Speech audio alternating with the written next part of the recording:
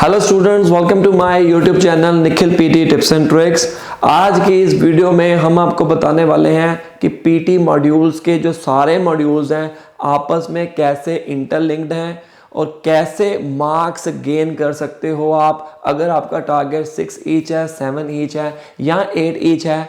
और एक ऐसा स्टडी प्लान आपको बताने वाला हूं जो आपकी हेल्प कर सकता है आपका स्कोर अचीव करने में। लेकिन मेक श्योर पूरी वीडियो एंड तक देखोगे, समझोगे। कई बच्चे क्या करते हैं, समझते नहीं हैं, सिर्फ और सिर्फ फटाफट आगे भागने की कोशिश करते हैं। एक बार पूरी वीडियो देख लोगे आपको सारा कॉन्सेप्ट जो है वो क्लियर हो जाएगा, जिसके सहारे आप अच्छा स्कोर हासिल कर सकते हो। टाइम ना वेस्ट करते हुए आज का सेशन शुरू करते हैं। सबसे पहले हम बात करेंगे पीटीई स्कोरिंग की। अब देखिए गाइस, ये जो मैं आपको बताने वाला हूं ये एक अप्रॉक्सीमेटली वीडियो मैं बनाने वाला हूं ताकि आप लोगों को बता पाऊं पीटीई एकेडमिक में कैसे स्कोर्स कैलकुलेट होते हैं, कौन कौन से मॉड्यूल जो इंपॉर्टेंट हैं, अनइम्पॉर्टेंट हैं। अगर हमारे को रीडिंग में से स्कोर हाई हासिल करना है ज़्यादा तो हमारे को कौन से टॉपिक के ऊपर ज़्यादा फोकस करना पड़ेगा। पूरी वीडियो एंड तक देखना। देखो, ये 100% सही नहीं है, लेकिन अपने एक्सपीरियंस से मैं बता रहा हूं जो हमारे स्टूडेंट अच्छा स्कोर हासिल कर रहे हैं उनको हम कैसे गाइड करते हैं। अब जरूरी ये नहीं है कि आपका अगर टारगेट 90 ईच का है तो आपका जो लेवल है वो बहुत कम है तो आप 90 ईच हासिल नहीं कर सकते हो।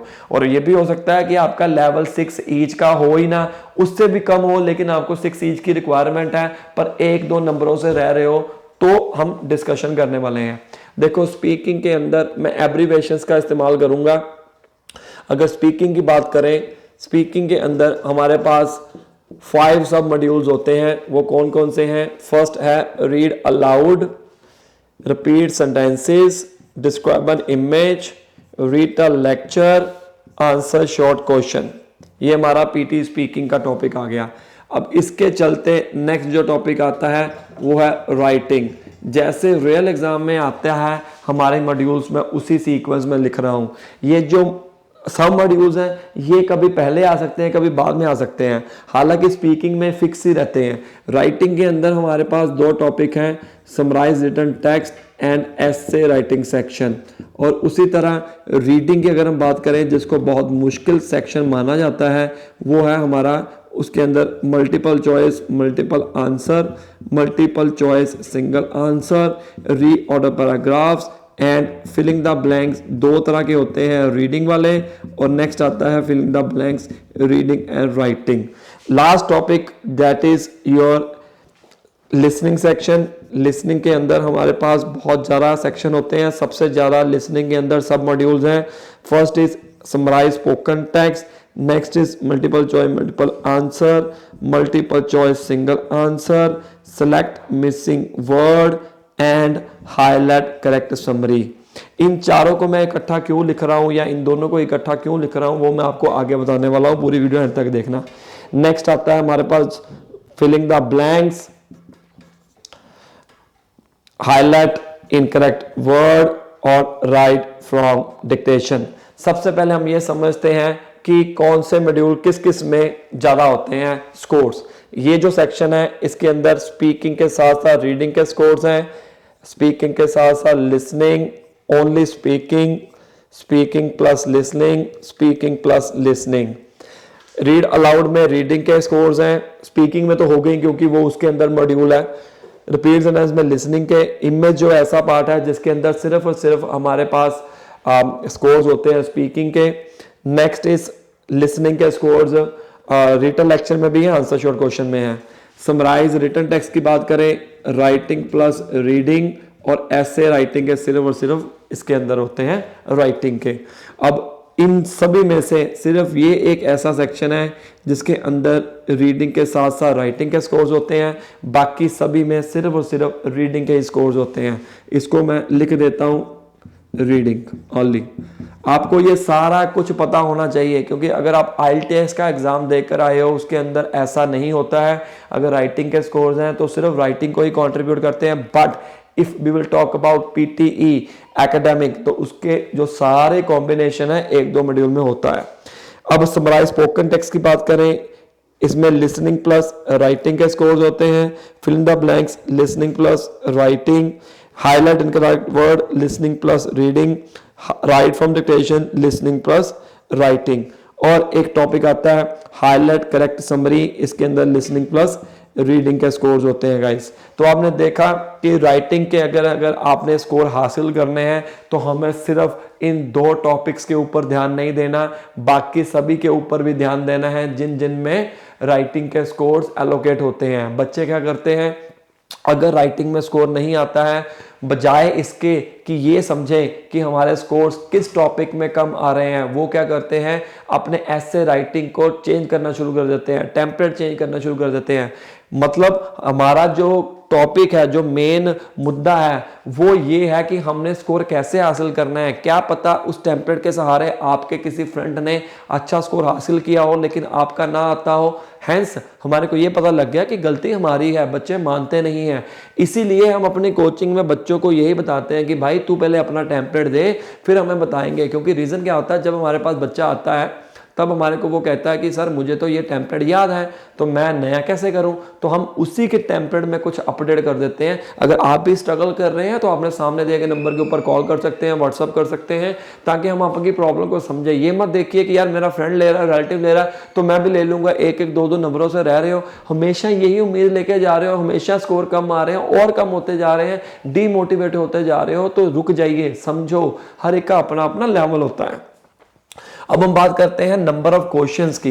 अब अप्रॉक्सीमेटली रीड अलाउड की बात करें 3 to 5 क्वेश्चंस आते हैं, रिपीट सेंटेंस 3 to 10 क्वेश्चंस आते हैं, कई बार बच्चों को 3 आ रहे हैं आज की डेट में, इमेज 3 to 5, रिटन लेक्चर 1 और 2, ज्यादातर 1 आ रहा है, आंसर शॉर्ट क्वेश्चन 5 to 10। ठीक है, समराइज स्पोकन टेक्स्ट 1 या 2, ये जो सारे हैं multiple choice, multiple answer, single answer, select music और हार्ड करेक्ट समरी, ये भी 1 और 2 ही आ रहे हैं। और फिल इन द ब्लैंक्स 1 और 2, हाईलाइट इनकरेक्ट वर्ड 1 और 2, write from dictation 2 to 4। Okay, summarise in text 1 और 2, ज्यादातर 1, एसे इन एक्शन 1 और 2, ज्यादातर 1, मल्टीपल चॉइस, मल्टीपल आंसर, ये सारे 1 और 2, रीऑर्डर 1 और 3, fill in the blanks 3 to 5, again reading and writing the blanks 3 to 5। देखो मैं अपने एक्सपीरियंस से आपको ये बताने की कोशिश कर रहा हूं, मैंने रीडिंग ऑफिशियल मॉक टेस्ट दिया था पीटी का, उसके अंदर मैंने क्या किया, मैंने सिर्फ रीडिंग को सॉल्व किया, ओनली रीडिंग, मतलब यही सेक्शन सॉल्व किया, multiple choice, multiple answer, reorder, सारा कुछ इसे सॉल्व किया। उसमें मैंने क्या पाया कि मेरे पास ये, मुझे याद है 4 और 5 क्वेश्चंस आए थे और हर एक क्वेश्चन में 5 ब्लैंक होंगे, मतलब अगर 5 क्वेश्चन आते हैं तो 5 ब्लैंक हैं, तो अप्रॉक्सीमेटली 25 ब्लैंक्स हो गए बीच में। तो मैं मान के चलता हूँ एवरेजली कईयों में 4 भी आए थे, कईयों में 3 भी आए थे, कईयों में 5 भी आए थे, कईयों के अंदर 3 से 4 5 के बीच में ही ब्लैंक्स आते हैं रीडिंग और राइटिंग इन द ब्लैंक्स में। तो मैं मान के चलता हूँ एवरेजली 4 ऑप्शंस आए थे और मेरे राइटिंग में जो स्कोर्स आए वो आए 40। यकीन मानो रीडिंग और राइटिंग के अंदर अगर 90 अगर कैलकुलेट किया जाए, मैं राइटिंग की अकेले बात करता हूं, सबसे पहले हम राइटिंग टॉपिक की बात करते हैं, राइटिंग को कैसे हम इम्प्रूव किया जा सकता है। अगर मैं reading and writing fill in the blanks की बात करूं FIB, उसके अकेले के अंदर मेरे 40 मार्क्स आए आउट ऑफ 90। समझ रहे हो बात को? हमारे को इससे क्या पता चला कि अप्रॉक्सीमेटली 40% तक या 30 to 40% तक स्कोर राइटिंग के सिर्फ और सिर्फ रीडिंग और राइटिंग इन द ब्लैंक्स में है गाइस।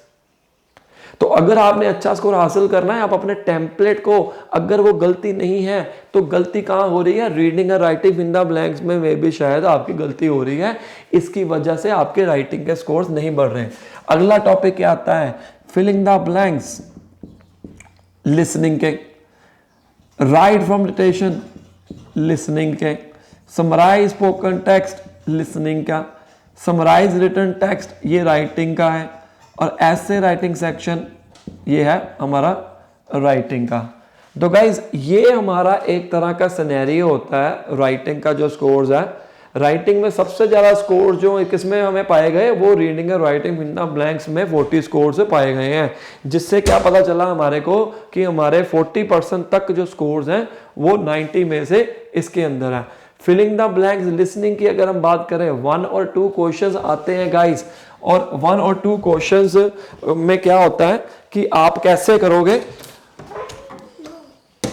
तो आपने उसके अंदर वो बात याद रखनी है कि हमारी कोई गलती ना हो। इसके अंदर हमारी स्पेलिंग मिस्टेक्स की गलती हो जाती है। स्पेलिंग मिस्टेक एक कॉमन बात है गाइस, कि कैसे हमने अपने उसको सही करना है। Spelling mistake, grammar mistake, vocabulary की मिस्टेक, सेंटेंस फॉर्मेशन, कोमे का यूज नहीं कर पाए, कहां पर कोमा लगाना है, नाउन का यूज नहीं कर पाए, कौन सा वर्ड कैपिटल लेटर से स्टार्ट करना है, कब करना है, द कहां पर डालना है, आर्टिकल कहां पर डालना है, ये छोटी छोटी गलतियां करके हमारे स्कोर नहीं आ रहे। अगर तो आपका टारगेट 6 ईच का है, फिर तो जो आप छोटी छोटी गलतियां कर लोगे तो कोई दिक्कत नहीं है, लेकिन उसमें भी हमें देखना तो पड़ेगा ही। तो ये 40 हमारे पास आगे। ऐसे राइटिंग में मान के चलता हूं 15 मार्क्स का है। समराइज इंडेक्स अगर 2 आते हैं तो 7 मार्क्स ईच। देखो, एक समराइज रिटन टेक्स्ट जो होता है वो 7 मार्क्स का है, मैंने लास्ट वीडियो के अंदर एक्सप्लेन किया था। इसके अंदर तो मैं सिर्फ मार्किंग के बारे में एक्सप्लेन कर रहा हूं। मेरी वीडियो बनी है 4 डेज फ्री कोर्स, जिसके अंदर सारा कुछ एक्सप्लेन किया गया है, टेम्पलेट, टेक्निक, एवरीथिंग आप वो देख सकते हो। ठीक है, तो ये आप चेक कर लीजिए। 14 प्लस 15 दैट इज 29। 29 प्लस 40 कितना हो गया हमारे पास 69। तो अप्रोक्सीमेटली 21 मार्क्स हमारे बच गए, अगर मैं गलत नहीं हूं तो। 40 प्लस 29 दैट इज 69, और 21 अगर देखा जाए तो हमारे 90 बन जाते हैं। करेक्ट। ये जो 3 टॉपिक हैं, इनमें से हमारे पास 21 मार्क्स आ सकते हैं। ये अप्रोक्सीमेटली है। कल को समराइज टेक्स्ट 1 आएगा तो उस हिसाब से कैलकुलेशन हो जाएगी, क्या पता फिल द ब्लैंक्स 2 आ जाए। पर आप देखिए, इन तीनों में से सबसे ज्यादा जो सेंटेंसेस हैं, जो क्वेश्चंस हैं, नंबर ऑफ क्वेश्चन किस में आते हैं, वो आते हैं राइट फ्रॉम डिक्टेशन में। देखो, राइट फ्रॉम डिक्टेशन में मैंने आपको बताया था अप्रोक्सीमेटली 2 to 4 आते हैं। समराइज एंड स्पोकन टेक्स्ट जो 1 या 2 आता है, मान के चलता हूं समराइज स्पोकन टेक्स्ट 1 ही अगर आए तो हमारे अप्रोक्सीमेटली जो स्कोर्स हैं इसमें से हमारे कम आएंगे राइटिंग में।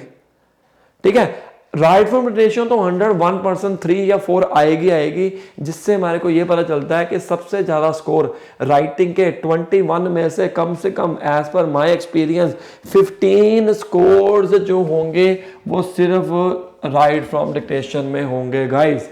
तो इसलिए right from dictation is very very important. और बाकी डिवाइड कर लीजिए, 6 मार्क्स जो रह गए हैं वो शायद इसमें से 3 चले जाएं या इसमें से 3 नंबर चले जाएं 10 में से।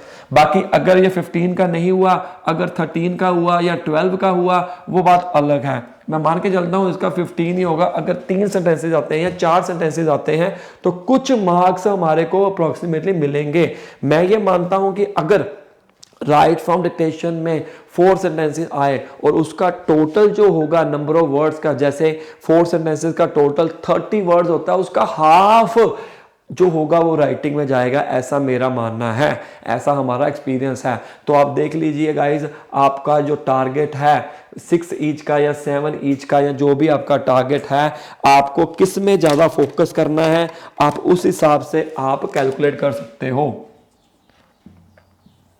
राइट, ये हमारा हो गया राइटिंग का सेक्शन।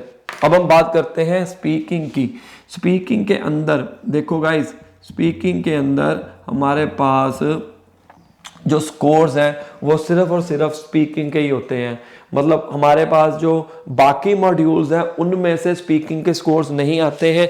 तो बेटर ऑप्शन क्या है कि आप स्पीकिंग के ऊपर, तो मैंने यहीं पर कैलकुलेट कर ली है, सबसे जो नंबर ऑफ क्वेश्चंस आते हैं उसी के ऊपर डिपेंड रहता है। इमेज पार्ट में हम टेम्पलेट का इस्तेमाल कर सकते हैं, रिटन लेक्चर में भी टेम्पलेट का इस्तेमाल कर सकते हैं। 1 और 2 क्वेश्चंस आते हैं। ज़्यादातर जो क्वेश्चन आते हैं रिपीट सेंटेंस वाले आते हैं, और इसका इम्पैक्ट पड़ता है लिसनिंग के ऊपर भी गाइस, याद रखना ध्यान, लिसनिंग के ऊपर इम्पैक्ट पड़ता है इसका। और ये सबसे मुश्किल टास्क भी माना जाता है। पहले मैं बता दूं कि अनइम्पॉर्टेंट टॉपिक कौन कौन से हैं, ताकि आपको पता रहे। आंसर शॉर्ट क्वेश्चन अनइम्पॉर्टेंट है, ये सारों के चारों अनइम्पॉर्टेंट है। Multiple choice, multiple answer, single answer, select missing word, highlight का समरी अनइम्पॉर्टेंट है। और ये multiple choice, multiple answer, single answer जो रीडिंग वाले हैं वो भी अनइम्पॉर्टेंट है। ओके, स्पीकिंग का मैंने आपको क्लियर कर दिया। स्पीकिंग को वैसे यहाँ पर लिखने की ज़रूरत नहीं थी। कहाँ गया मेरा डस्टर, इसको हम डिलीट ही कर देते हैं क्योंकि इसका कोई फ़ायदा नहीं है लिखने का, क्योंकि स्पीकिंग सेक्शन के जो स्कोर्स हैं बाकी सब मॉड्यूल्स में तो नहीं आते। अब हम बात करते हैं लिसनिंग की। यहाँ पर मैं करूँगा लिसनिंग। लिसनिंग के अंदर देखो गाइज बहुत सारे दूसरे टॉपिक भी होते हैं। SST, ठीक है, multiple choice, multiple answer, multiple choice, single answer, select missing word, highlight correct summary, filling the blanks, highlight incorrect word, write from dictation, repeat sentences, retell lecture, answer short question. सबसे ज़्यादा listening के जो scores हैं, वो सबसे ज़्यादा जो listening के मॉड्यूल हैं वो ये सारे हैं। किसी भी मॉड्यूल में आप देख लीजिए इतने सारे टॉपिक नहीं होंगे जो कि लिसनिंग को कंट्रीब्यूट करते हैं। अगर हम बात करें समराइज स्पोकन टेक्स्ट की, इसके 1 और 2 क्वेश्चंस आते हैं, लिसनिंग प्लस राइटिंग के स्कोर्स होते हैं। इन चारों सेक्शन की अगर बात करें 1 और 2 क्वेश्चंस होते हैं। Multiple choice, multiple answer, multiple choice, multiple answer in reading और लिसनिंग, इसमें नेगेटिव मार्किंग होती है। मैं इसका बताऊंगा कि आप क्या करो, पहले पूरी वीडियो देखो। फिलिंग द ब्लैंक्स 1 और 2 आते हैं, हाईलाइट इनकरेक्ट वर्ड 1 और 2, राइट फॉर्मेटेशन 3 और 4, repeat sentences 3 to 10, reader lecture 1 और 2, आंसर शॉर्ट क्वेश्चन 5 to 10। अब इनमें से अगर मैं मान के चलूँ कि अनइम्पॉर्टेंट टॉपिक कौन से हैं वो मैंने आपको बता दिया। ये सारे अनइम्पॉर्टेंट हैं और ये भी अनइम्पॉर्टेंट है। तो आपके माइंड के अंदर एक क्वेश्चन आता है कि बाय चांस अगर हम अनइम्पॉर्टेंट टॉपिक के ऊपर ध्यान ना दें तो भी हमारा 79 ईच आ सकता है, which is equivalent to 8 in IELTS exam. 8 each लेना, देखो किसी भी वीज़े में, किसी भी मुझे लगता है आज की डेट में किसी भी स्टडी में ये नहीं कहा गया कि आपके 90 ईच आने चाहिए या 9 बैंड्स आने चाहिए। No one is perfect, but some students are getting 90 out of 90 in the PT section, that's a separate issue.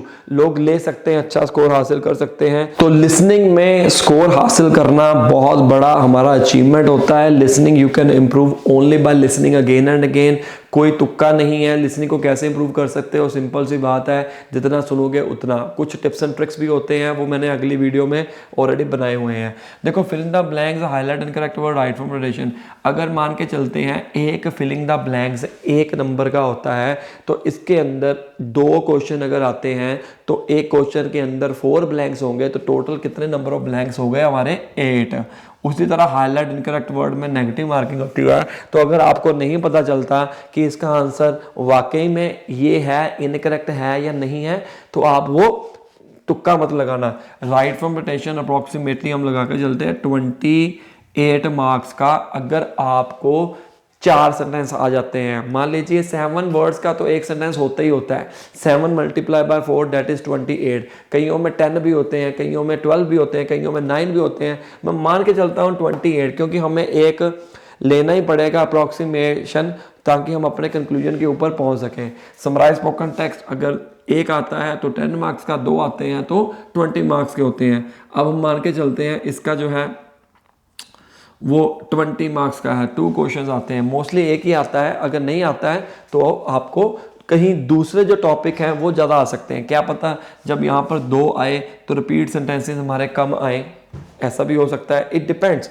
तो आप कैलकुलेट करके देख लीजिए, इनका जो है वो एक नंबर लगा लो। अगर 2 मार्क्स हैं 2 क्वेश्चन आते हैं सभी के, तो कितने हो गए? 2 मल्टीप्लाई बाय 4, 8 मार्क्स हो गए हमारे। मुझे लगता है कि 8 मार्क्स भी मैंने बहुत ज़्यादा कह दिए हैं, बट हम अप्रॉक्सीमेटली लगा के देखते हैं। 8 मार्क्स होते नहीं हैं इसमें कम होते हैं, अप्रॉक्सीमेटली 5 और 6 ही होते हैं। चलो हम एक अप्रॉक्सीमेटली लगा के देखते हैं। तो टोटल कर लेते हैं, हमारे पास कितना आया? 20 + 8 28 + 8 36, 38 44 और 44 + 28 to 172। और 90 में से अगर हम 72 निकाल दें तो हमारे पास कितने बचते हैं? 18। ओके, हमारे पास 18 मार्क्स जो हैं अप्रॉक्सीमेटली आप लगा के चलो 18 to 25 लगा के चलो, अगर वन समराइज स्पोकन टेक्स्ट आता है तो हमारे 18 to 20 मार्क्स इन दो टॉपिक्स में से हैं, रिपीट सेंटेंस और रीटा लेक्चर और आंसर चोर question. Answer question is not really important, मैं मान के चलता हूँ इसका एक नंबर नहीं जाता होगा तो मान लो इसके 90 में से 3 नंबर कट गए, माइनस कर देते हैं, और ये भी जो गलत है ये भी माइनस कर देते हैं, 5 नंबर इसके माइनस कर देते हैं या 8 नंबर इसके माइनस कर देते हैं। अगर हम इसको 5 के सहारे लगा के चलेंगे तो हमारा ये जो स्कोर है 18 वाला ये 23 हो जाएगा, अदरवाइज हमारा यही रहेगा। कंफ्यूजन मत क्रिएट करना, मैं आपको बता रहा हूँ, आपको इन टॉपिक के ऊपर ध्यान नहीं देना है एक्चुअली में, ठीक है, आपको इन टॉपिक के ऊपर ध्यान देना। तो आप देख सकते हैं रिपीट सेंटेंस रीटा लेक्चर हमारे लिए कितना अच्छा स्कोर लेके आ रहे हैं लिसनिंग को। That is why you are lacking what you have to do in the case of repeat sentences. आप क्या करो, जितना ज़्यादा बोलना है उतना बोलो, अच्छे ढंग से बोलो, ज़्यादा कंटेंट कवर करने की कोशिश कर लो। मैंने वीडियो काफ़ी डाली हुई है, आप उसको देख सकते हो। अब हम मोस्ट इंपॉर्टेंट पार्ट की बात करते हैं, दैट इज रीडिंग सेक्शन। मैं इसको थोड़ा सा रब करूँगा ताकि थोड़ा सा मुझे स्पेस मिल जाए। आपको पता लग चुका होगा कि आपने करना क्या एक्चुअली में। रीडिंग,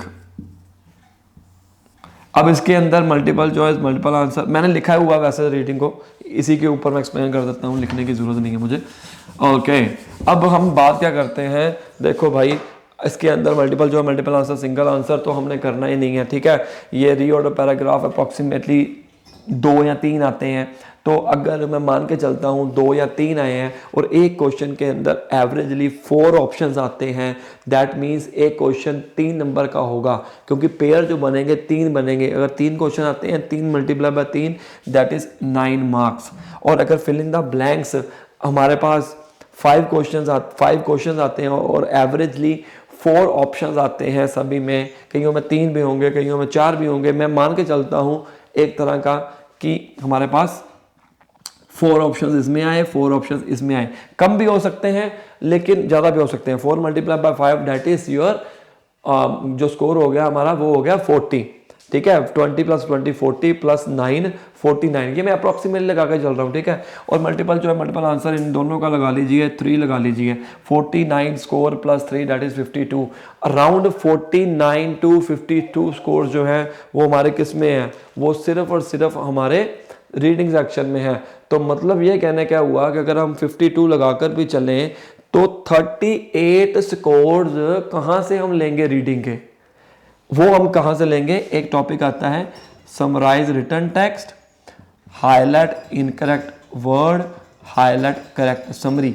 इन 3 टॉपिक में सबसे ज़्यादा स्कोर्स हमारे आते हैं रीडिंग में, और last topic is read aloud. ये जो 4 टॉपिक हैं जो कंट्रीब्यूट करते हैं हमारे 38 मार्क्स। अब 38 मार्क्स जो चारों के चारों कंट्रीब्यूट करते हैं, इनमें से सबसे ज़्यादा नंबर ऑफ क्वेश्चंस कौन से आते हैं, वो आते हैं रीड अलाउड। कहने का मतलब ये हुआ 38 में से अप्रॉक्सीमेटली अगर हम लगा के चलें summarise written text, highlight incorrect word, मैं मान के चलता हूं कि अगर हाईलाइट इनकरेक्ट वर्ड यहां पर मैंने दिया हो 8, मैं 8 ही यहां पर लगा के चलता हूं कि 8 मार्क्स मेरे इसमें आ गए हाईलाइट इनकरेक्ट वर्ड में। हाईलाइट करेक्ट समरी में देखो मैंने इन सभी का जो लगाया वो 8 लगाया है, मैं 2 मान के चलता हूं, 2 मार्क्स आ गए, ठीक है। 10 मार्क्स हो गए इन 2 टॉपिक में, ये दोनों 10 मार्क्स कंट्रीब्यूट करते होंगे, ठीक है। समराइज इन टेक्स्ट अगर मैंने यहाँ पर कितने लगाए हैं, समराइज इन मैंने 2 लगाए हैं, यस मैंने 2 लगाए हैं, तो इसके अंदर 14 मार्क्स का होता है। तो मैं मान के चलता हूँ इसके जो रीड अलाउड है वो 3 to 5 लगाए हैं, ये 10 नंबर तो हमारे चले गए, बाकी कितने रह गए 28। अब 28 में से अगर मैं मान के चलूँ कि हाफ ऑफ कॉन्ट्रीब्यूट हो जाए, 14 marks are coming from read aloud and 14 marks are coming from summarise written text, अगर ऐसा हो, क्योंकि एक अगर 7 नंबर का है समराइज रिटन टेक्स्ट, तो कहने का मतलब ये हुआ कि 7 ही हम राइटिंग को दे सकते हैं, एक ये पॉसिबिलिटी बन सकती है, या 7 में से हाफ मार्क दे सकते हैं, 3.5 दे सकते हैं, ये भी एक पॉसिबिलिटी बन सकती है। लेकिन रीड अलाउड में भी ऐसी पॉसिबिलिटी बन सकती है कि जो नंबर ऑफ क्वेश्चन आए हैं, हर एक क्वेश्चन का जो पार्ट है, कुछ हिस्सा है, वो यहाँ पर जाएगा। इनमें से सबसे इजी कौन से हैं? एक तो है समराइज रिटन टेक्स्ट और read aloud. Read aloud just आपको रीड करना है और कुछ नहीं करना है, उसकी प्रैक्टिस करनी है, दैट इज ओके। और सबसे मुश्किल जो टास्क लगता है इन चारों में से वो है हाईलाइट इनकरेक्ट वर्ड। रीज़न क्या है? क्योंकि ये एक नेगेटिव मार्किंग भी है इसमें, ताकि बच्चे गलतियां करें, जानबूझकर उसने डाला है, बच्चे गलतियां करें और आप मार्क्स जो है वो कम लेके आओ। तो आपको इन टॉपिक के ऊपर सारा ध्यान देना है। तो ये था जी मार्किंग पूरा ओवरऑल पीटी एकेडमिक का वेरवा। मार्किंग कैसे हो सकती है ये एक अप्रॉक्सीमेटली है। अप्रॉक्सीमेटली 90% तक तो ये ठीक होगी ही होगी, क्योंकि हम बहुत देर से पीटी की क्लासेस दे रहे हैं, 2017 से क्लासेस दे रहे हैं, तो हमारे पास थोड़ा बहुत एक्सपीरियंस है ताकि हम बच्चों को करा पाए पास।